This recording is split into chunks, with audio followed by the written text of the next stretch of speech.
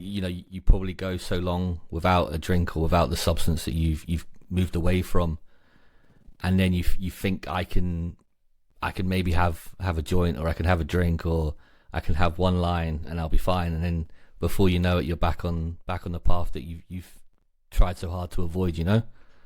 Exactly. Yeah, that's exactly it. And that's exactly what happened to me. I thought maybe I can just have one drink and drink like a normal person. Like, I was sober for a couple of years.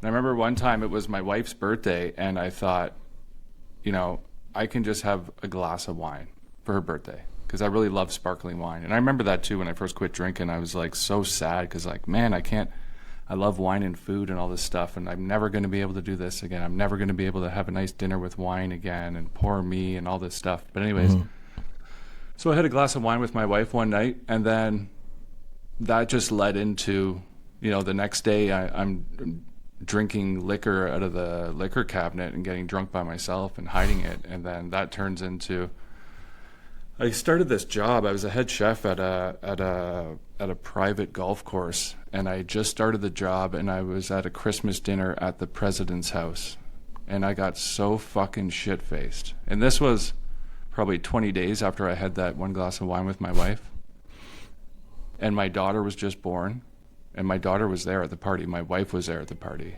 and I just made an absolute fool out of myself. But everyone there, all the guys at the club, all the presidents and stuff, they were all alcoholics, so I fit right in with them. But I woke up the next morning, I was like, and I woke up in my clothes and I didn't remember anything, and I had to go to work that day, and I was just like, man, what am I doing? But it was a huge wake-up call, and that happened to me quite a few times. And another time I relapsed was a few years later. A friend of mine that I work with passed away, and I was at her funeral, and she was kind of a party girl, and I said, I'll just have one glass of wine for her.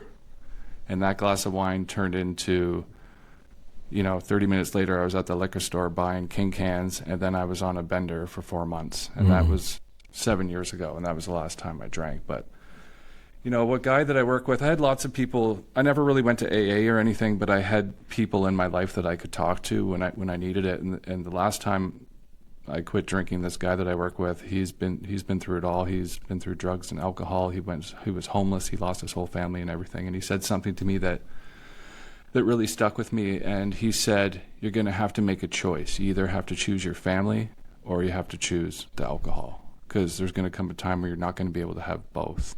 And I think that's, that was really the thing that really stuck with me. And I think I got it all out of my system now. And it really sucks to piss away 3 years of sobriety.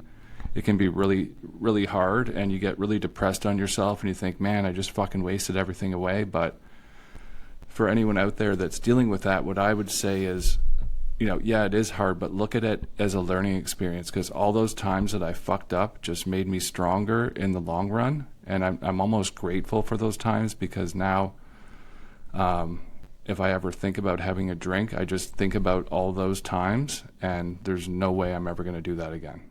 So it's all kind of part of the journey. I'm not saying that it's good to relapse, but if you do, try to look at it in a positive way instead of letting it get you so down, because it is really tough. Yeah, lessons learned from your mistakes, as they say. Yeah, exactly.